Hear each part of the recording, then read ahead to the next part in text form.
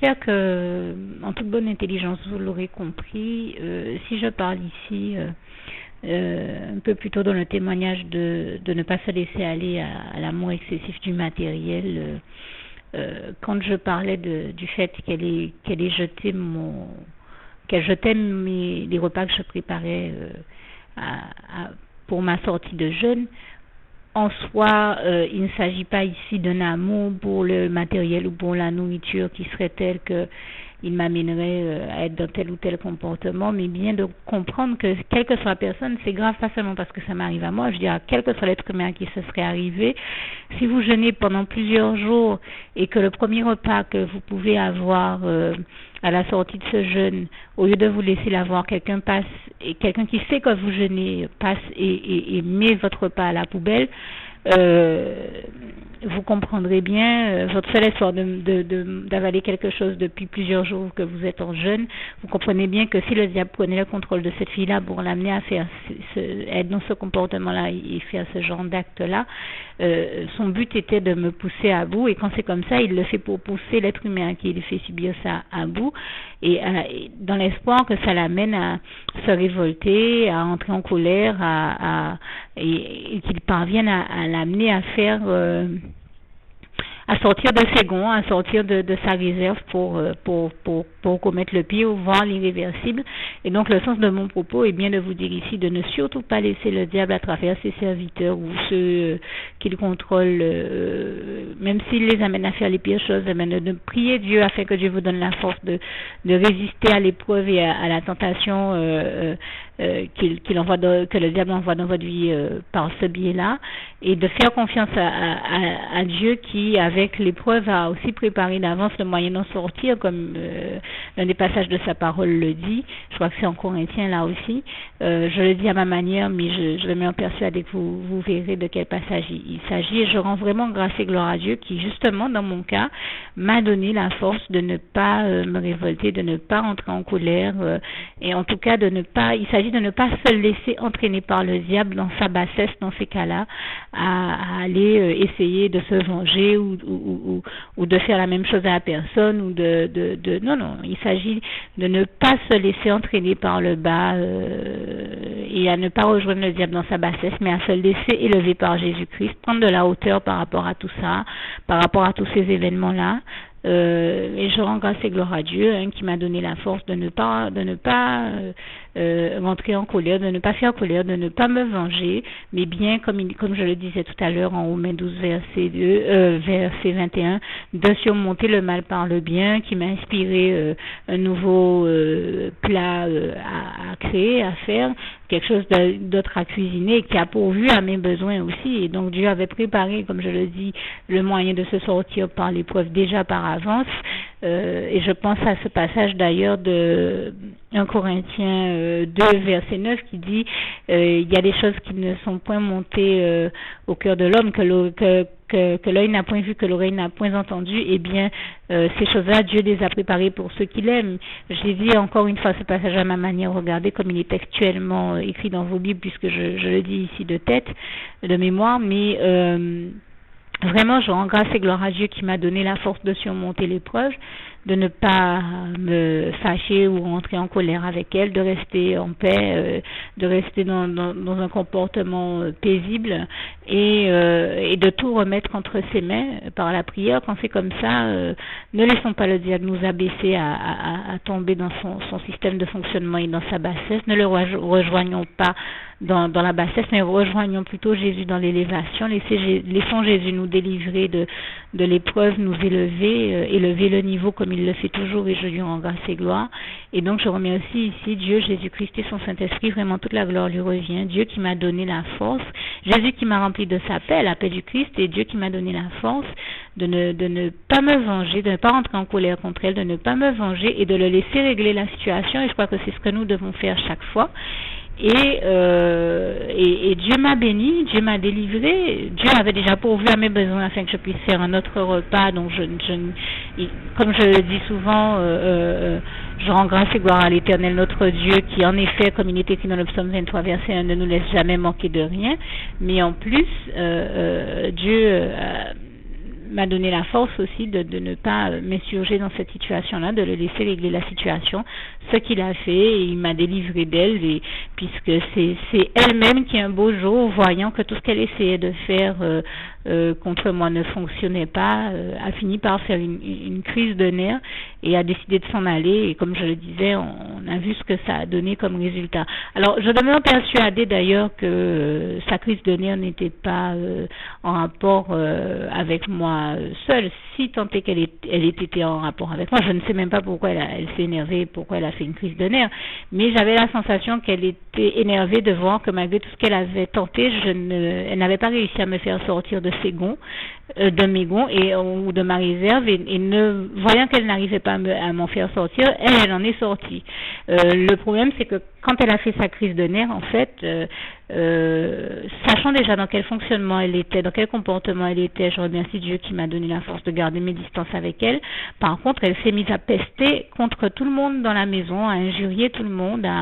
et d'autres personnes qui étaient là lui disaient: mais qu'est-ce qui t'arrive? Personne ne t'a rien fait, tu fais une crise de nerfs subitement sur toi-même, on ne comprend même pas pourquoi, et tu injuries tout le monde dans la maison en disant que tu ne veux plus rien avoir à partager avec qui que ce soit dans la maison, que tu en veux à tout le monde dans la maison. Enfin, elle s'est mise à vraiment dire: je veux plus voir qui que ce soit dans cette maison faire ci, faire ça. Enfin bon, elle était dans un comportement que personne n'arrivait à comprendre. Et à la limite, on était plusieurs à se demander: est-ce que son comportement était dans le sens de pester contre nous tous, contre quelqu'un en particulier? On n'arrivait même pas à savoir. On lui a demandé: mais qu'est-ce qui t'énerve? Personnellement, moi, je lui ai rien demandé parce que j'ai regardé la scène sous mes yeux, mais je ne lui ai rien demandé parce que on voyait très bien que son comportement n'était pas normal. Nous étions déjà habitués à son comportement démoniaque, et quand c'est comme ça, vaut même mieux éviter de chercher la petite bête. Donc moi, je lui ai posé aucune question, mais je sais que tout le monde a été étonné. Donc on comprenait même pas pourquoi elle s'énervait, parce qu'elle s'est énervée sur elle-même. Elle a fait une espèce de crise de nerfs, et on sentait que c'était quelque chose du genre, qu'elle avait encore essayé de pousser quelqu'un à bout. Je ne sais pas si c'était moi ou d'autres personnes dans la maison, et que certainement ça n'avait pas fonctionné, et du coup c'est elle que ça a mis à bout, hein. Et je me rappelle de ma grand-mère qui me disait: les gens qui font du mal, le mal finit par se retourner contre eux-mêmes. Et je crois que c'est l'un des enseignements du Seigneur Jésus, hein, dans ce chapitre de Matthieu 26, je crois que c'est verset 52b dans la version Darby, ou je ne sais plus quelle version, où le Seigneur Jésus nous le dit, hein, de toute manière, ceux qui attaquent par l'épée périssent par l'épée. Très souvent, ma grand-mère le disait en créole: monde qui a fait mal à yo cari tourner contre eux-mêmes. Mais voilà, ceux qui choisissent le mal se retourne contre eux-mêmes. Et ce qui s'est passé, c'est que là où elle essayait le diable l'amenait à jouer, le diable s'ingénue à faire du mal aux gens et à jouer avec leurs nerfs, à essayer de les pousser à bout et les pousser, comme je disais, à commettre le pire et à commettre l'irréparable, voire l'irréversible. Et nous ne devons surtout pas le laisser nous entraîner à ça. Et en l'occurrence, là où elle s'est laissée utiliser par le diable pour jouer avec les nerfs des autres, le diable a fini par jouer avec ses nerfs à elle, et c'est elle qui a fait une crise de nerfs et qui s'est mise à pester, à tempêter. Et elle tempêtait tellement qu'on ne savait même pas contre qui et pourquoi, et tout le monde lui a demandé: mais pourquoi est-ce qu'elle injurie tout le monde dans la maison, pourquoi est-ce qu'elle parle comme ça? Enfin, personne n'est arrivé à réellement comprendre quel était son problème, et c'était une crise de nerfs telle qu'on a dû l'amener à l'hôpital. Et comme je vous l'ai dit, par la suite, sortie de l'hôpital, on a appris que peut-être 2 ou 3 week-ends simplement après,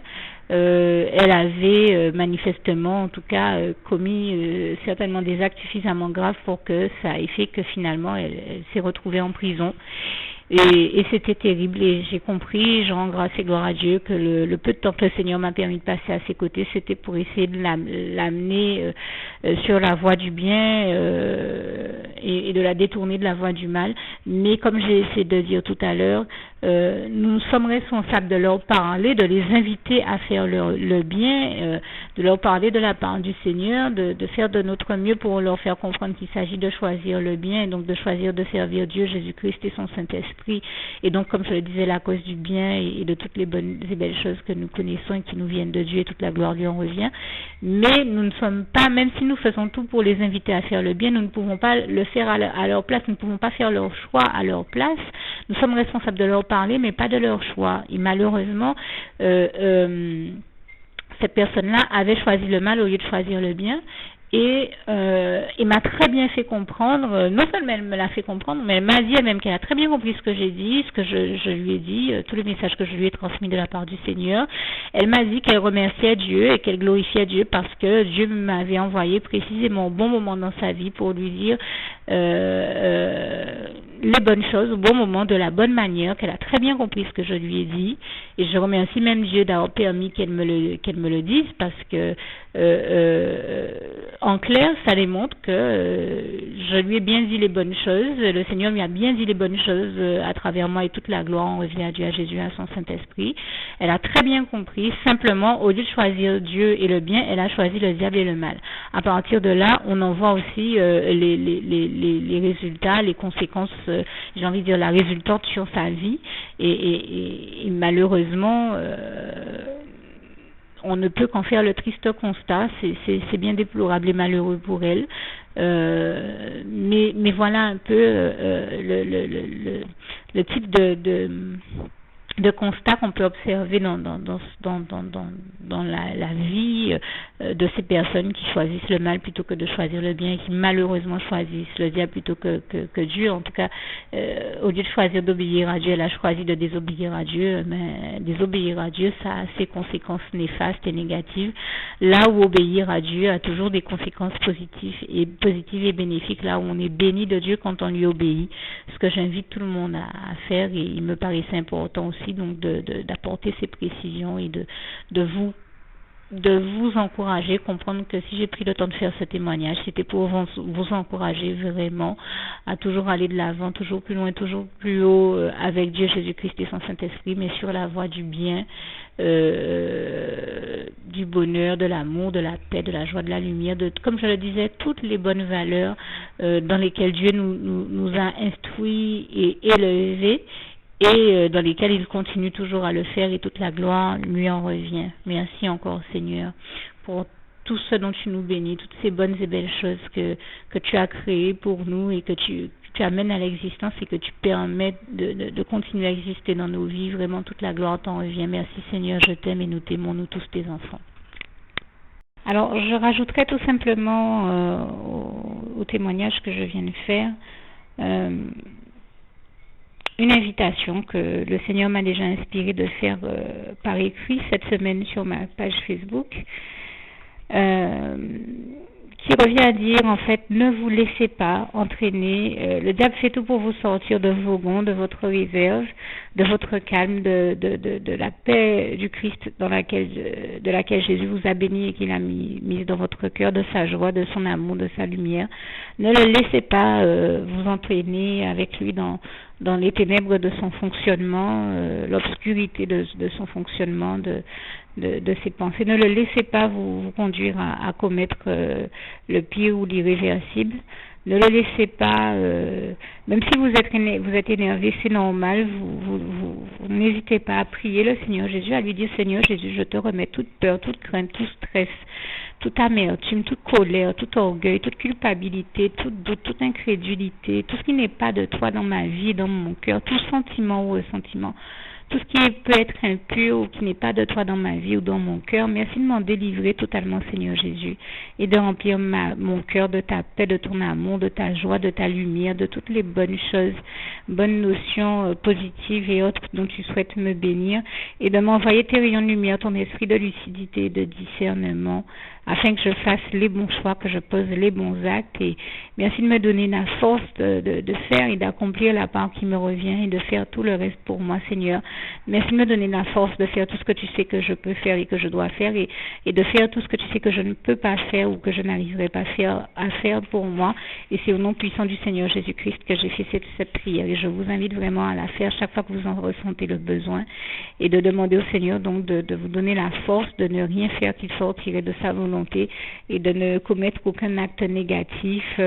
ou néfaste ou de ne faire de mal à personne et de ne surtout pas de vous donner la force de ne surtout pas vous laisser entraîner par le diable à faire les pires choses. Et de remplir donc votre cœur de sa paix. Et comme je le disais tout à l'heure, on peut terminer cette prière en disant c'est au nom puissant du Seigneur Jésus-Christ que j'ai fait cette prière. Et je rends grâce et gloire à Dieu qui, donc, dans la situation que je vous décrivais tout à l'heure, m'a donné la force de rester dans le bon comportement et de surmonter le mal par le bien, comme il nous invite à le faire en Romains 12, verset 21. Et c'est vraiment ce que je vous invite à faire. Une fois qu'on a compris que l'ennemi s'amuse à utiliser ses serviteurs ou toute personne dont ils prennent le contrôle momentanément en face de nous pour essayer de nous faire sortir de nos gonds, de notre réserve et nous amener à commettre le pire, une fois qu'on a compris que c'est l'une de ces stratégies et qu'il utilise ainsi ce qu'on appelle des esprits de provocation, c'est-à-dire pour nous provoquer, nous amener à ne pas supporter ce qu'il est en train de faire, pour nous faire sortir de notre réserve et nous amener à rentrer en colère et à faire le pire, eh bien, on choisit de ne pas tomber dans le piège spirituel qui nous tend, de ne pas tomber dans son piège et de ne pas jouer son jeu, de ne pas rentrer dans son jeu, mais de rester en sécurité, dans les bras d'amour de Jésus. Et on demande à Jésus de nous donner la force de ne pas rentrer dans son jeu, de ne pas nous retrouver à faire ce qu'il voudrait nous voir faire,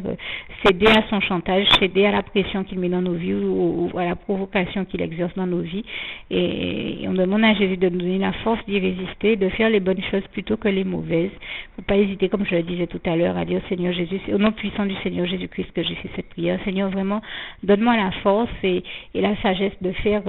tout ce qui est nécessaire, parce que nous savons que, comme il est écrit dans le psaume 29, verset 11, l'Éternel est celui qui donne la force à son peuple, qui le bénit et qui le rend heureux. Là encore, n'hésitez pas à aller lire, comme tous les passages que je cite sont textuellement écrits dans votre Bible. Je vous les rappelle ici tels qu'ils sont sur mon cœur, mais n'hésitez pas à vérifier comme ils sont textuellement écrits dans vos Bibles, ce que je vous invite vraiment et vivement à faire. Et donc, vraiment, ne pas hésiter à demander à Dieu la sagesse, la force, de nous envoyer aussi ces rayons de lumière, afin, comme je le disais, de nous aider à discerner. Ces rayons de lumière, ils sont l'esprit de lucidité, de discernement, afin que nous discernions les situations dans lesquelles nous sommes, les temps dans lesquels nous sommes, et de poser aussi les bons actes, faire les bonnes choses et non se laisser aller à faire les mauvaises à cause du diable ou par son entremise. Toujours continuer à demander au Seigneur de nous donner la force de résister au diable et à toutes les tentations qu'il provoque dans nos vies au nom puissant du Seigneur Jésus. Et je voulais aussi vous inviter donc à ne surtout pas laisser le diable par ce biais-là faire de vous quelqu'un qui se retrouve à être tout le temps en colère, tout le temps énervé ou aigri comme on le dit chez nous. Quelqu'un qui se laisse envahir par l'amertume, la culpabilité, le doute ou les doutes ou autre chose, puisque nous savons que c'est ce à quoi le diable s'emploie tout le temps, à essayer de nous sortir de la paix, de la joie, de l'amour, de la lumière dans laquelle Christ nous met, en faisant toutes ces choses-là, par ces stratégies de provocation et autres. Et bien, chaque fois que vous voyez que vous avez de l'amertume dans le cœur, que vous êtes dégoûté de ce que vous avez vécu, que vous êtes en colère, eh bien, n'hésitez pas systématiquement à dire Seigneur Jésus, je te remets la colère, je te remets le stress, je te remets tout ce qui me pèse, tout ce qui pèse sur mes épaules, mon cœur, je te remets toute colère, toute amertume, tout doute, enfin, tout ce que vous voyez, que vous ressentez qui est négatif, vous remettez tout entre les mains du Seigneur Jésus et vous lui dites Seigneur Jésus, merci de m'en délivrer et de me remplir de ta paix. Et c'est au nom puissant du Seigneur Jésus que j'ai fait cette prière. Délivre-moi Seigneur de toute épreuve, de toute souffrance, de toute épreuve, de tout ce qui me pèse, qui est gênant et invalidant ou problématique dans ma vie. Merci d'y apporter toutes tes réponses, tes solutions, de m'en délivrer totalement et de me remplir totalement de ta paix. Et là encore, vous n'hésitez pas à dire, c'est au nom puissant du Seigneur Jésus-Christ que j'ai fait cette prière. Et vraiment, comme je vous le disais, vous verrez que vous allez goûter à une sérénité d'une qualité que l'on ne trouve pas ailleurs, d'autres dans les bras d'amour du Seigneur Jésus-Christ, et je lui rends grâce et gloire pour cela. Et l'un des passages qui vient nous rappeler cette réalité, eh bien c'est le passage biblique d'Ésaïe 30 verset 15, qui dit que c'est dans la paix et le repos que sera votre force, dans la tranquillité. Et je rends grâce et gloire à Dieu qui nous amène à ce degré de sérénité-là. et qui nous donne la force, comme je le disais, et qui nous donne toujours la force de surmonter le mal par le bien, à nous ses enfants, comme il est écrit en Romains 12, verset 21. Et j'ai eu l'occasion de l'écrire. Ne laissez pas le diable donc vous amener à devenir une personne pire que ce que vous avez été, à faire de vous quelqu'un qui n'est pas la personne que Dieu a créée à la base, hein, car Dieu a fait de nous des êtres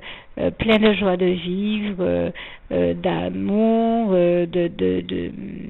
d'espoir, et ne laissez pas le diable vous conduire justement dans le désespoir, vous amener à devenir une personne aigrie, néfaste, tout le temps en colère, négative et néfaste. Ne laissez pas le diable faire de vous quelqu'un de laid alors que Dieu vous a créé beau et qu'il veut faire de vous la meilleure personne que vous puissiez être. Laissez plutôt Dieu, Jésus-Christ et son Saint-Esprit restaurer votre vie, l'améliorer et faire de vous l'être joyeux qu'il a créé à la base et qui ne demande qu'à bénir et restaurer, améliorer, afin que la gloire du Seigneur resplendisse sur vous, dans vos vies et dans tous les domaines de votre vie. C'est vraiment ce que je vous souhaite. Je vous souhaite le meilleur au nom du Seigneur Jésus. Et avoir Dieu, Jésus-Christ et son Saint-Esprit, c'est, comme j'ai eu l'occasion de le dire et de l'écrire, c'est le plus grand et le meilleur de tous les bonheurs, et je rends grâce et gloire à Dieu, à Jésus et à son Saint-Esprit pour cela, parce que Dieu est le meilleur de toute manière. Donc l'avoir dans son cœur, c'est le meilleur, et je crois que nous ne devons jamais perdre de vue justement que avoir Dieu dans nos vies et dans nos cœurs, c'est le meilleur, c'est la meilleure des choses qui pouvaient nous être données de vivre, et c'est vraiment le meilleur. Et je rends grâce et gloire à Dieu pour ça, parce que c'est la réalité dont j'ai fait l'expérience. Donc, au lieu de laisser le diable nous faire devenir quelqu'un de pire, laissons Dieu faire de nous un être meilleur. Et ce, dans tous les aspects de nos vies. C'est ici l'essentiel de mon message. Je dis encore, laissez Dieu, Jésus et son Saint-Esprit vous contrôler totalement et vous amener à faire l'expérience du meilleur et à donner aussi le meilleur de vous-même. Et je terminerai, c'est vraiment le souhait de mon cœur pour vous, au nom puissant du Seigneur Jésus. Et je terminerai donc avec ce passage que j'aime tant de Philippiens 4, verset 7. Que la paix de Dieu qui surpasse toute intelligence garde vos cœurs et vos pensées en Jésus-Christ. À bientôt. Vous l'aurez compris, hein, je me suis dit que le meilleur, c'est que je prenne le temps d'apporter une précision à ce que je disais. Je disais, laissez Dieu faire de vous, en quelque part, la belle personne et la bonne personne, et donc la meilleure personne qu'il a envie de faire de vous, celle qui vous a créé pour être, et donc laissez Dieu, Jésus et son Saint-Esprit mettre sa lumière, sa joie, son amour, dans votre cœur, et permettez que la gloire de l'Éternel, votre Dieu, se lève sur vous, comme il est écrit en Ésaïe 60, verset 1, et soit démontré en vous et dans tous les domaines de votre vie. Laissez resplendir la gloire de Dieu dans vos vies, dans tous les domaines de vos vies, car nous savons que Dieu est celui qui restaure nos vies, qui veut faire de nous des êtres heureux et épanouis, comme il nous le dit en 3 Jean 1, verset 2. Il s'agit de le laisser justement nous épanouir et nous rendre heureux et épanouis. Et puis le laisser faire de l'ancienne création que nous étions, l'ancienne créature que nous étions, de nouvelles créations, comme le passage de 2 Corinthiens 5, versets 17 à 18 nous le rappelle bien, où Dieu nous dit, voici toutes choses passées sont anciennes et toutes choses sont devenues nouvelles, où Dieu fait de nous de nouvelles créations. Et je te loue, Seigneur, et nous te louons tous, Seigneur, parce que tu as fait de nous de si merveilleuses, je sais qu'il est écrit dans ce passage du psaume 139, verset 14, créatures, mais comme me disait un jour une sœur en Christ, parce que tu as fait de nous de si merveilleuses créatures, et surtout que tu fais de nous de nouvelles créations, et toute la gloire en revient à Dieu, à Jésus-Christ et à son Saint-Esprit. Donc laissez Dieu qui est le meilleur vous faire devenir l'être le meilleur que possible. Que Dieu vous garde et vous bénisse tous. À bientôt. Juste une petite précision pour tous ceux qui ne sont pas encore, qui n'ont pas encore choisi la meilleure des options qui soit, qui est celle d'aller se placer, de faire le choix à soi-même, d'aller se placer dans les bras d'amour de Jésus-Christ, pour se mettre à l'abri de ce monde cruel. Eh bien, je partage avec vous la prière par le biais de laquelle on y accède. Et commence par vous rappeler également ce passage de Jean 14, verset 6, où il est écrit que Jésus-Christ est le chemin, la vérité et la vie. Nul ne vient au Père, Dieu, sans passer par le Fils Jésus-Christ, bien sûr. Je le dis à ma manière, vous regarderez comme il est actuellement écrit dans vos Bibles là encore. Et donc, n'hésitez pas à ouvrir vos cœurs à Dieu, à Jésus, à son Saint-Esprit, à être sincère avec lui et à lui adresser la prière qui suit, à lui dire tout simplement: Éternel mon Dieu, Seigneur Jésus-Christ, moi, un tel, vous dites votre nom et votre prénom, je t'accepte aujourd'hui comme mon sauveur personnel, le seul maître et roi de ma vie. Je remets toute ma vie entre tes mains puisqu'elle t'appartient, éternel mon Dieu, puisque tu l'as créée, cette vie. Donc tu en es donc le seul maître et propriétaire comme de tout ce qui existe dans tout l'univers. Je remets donc toute ma vie entre tes mains, je te la donne.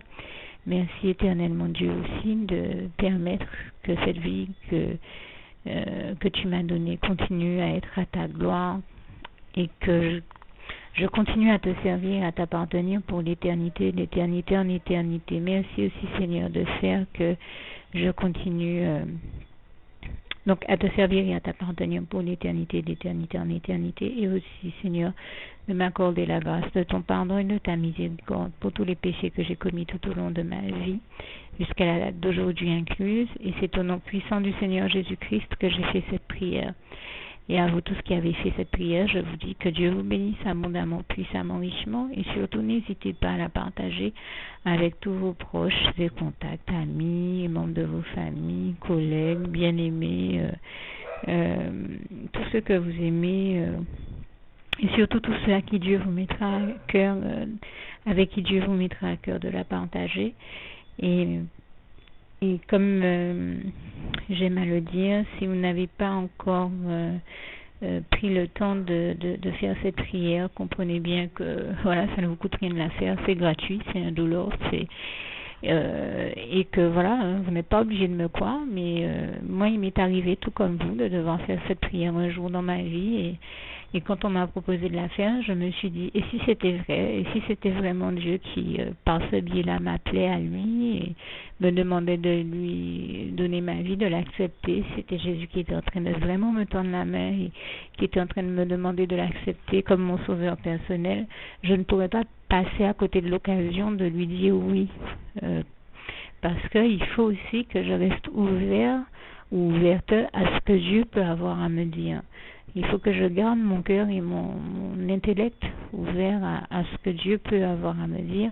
Donc je me suis dit, je ne peux pas courir le risque de passer à côté de mon éternité, de passer à côté des meilleures choses de la vie, surtout si le maître et créateur de la vie m'appelle et cherche à me sauver. Pour être sauvé, il faut bien que je lui dise oui, que je souhaite qu'il me sauve. Oui, Seigneur Jésus-Christ, je t'accepte comme mon sauveur personnel. Et c'est le sens de cette prière. Et comme je dis, elle ne nous coûte rien à faire. Et puis surtout, moi je vous dis, du jour où je l'ai faite, j'ai vu Jésus changer ma vie en mieux sur tous les plans. Et donc je crois que ça ne vous coûte rien, ça ne vous coûte rien vous non plus de la faire et puis d'expérimenter, de regarder comment les choses vont se dérouler dans votre vie, de regarder Jésus changer votre vie en mieux, à vous aussi. Et voilà, d'en faire l'expérience. Et pour en faire l'expérience, il faut commencer par faire cette prière. Donc si vous ne l'avez pas encore dite, réembobinez tout simplement cette vidéo ou ce document si vous préférez, réécoutez-le et dites avec moi la prière que vous m'avez entendu mentionner. Et n'oubliez surtout jamais que tout est possible à celui qui croit en Dieu, en Jésus-Christ et en son Saint-Esprit, comme il est écrit en Marc 9, verset 23, et que tout est possible à Dieu, comme il est écrit en Marc 10, verset 27. Que Dieu vous bénisse donc et à bientôt.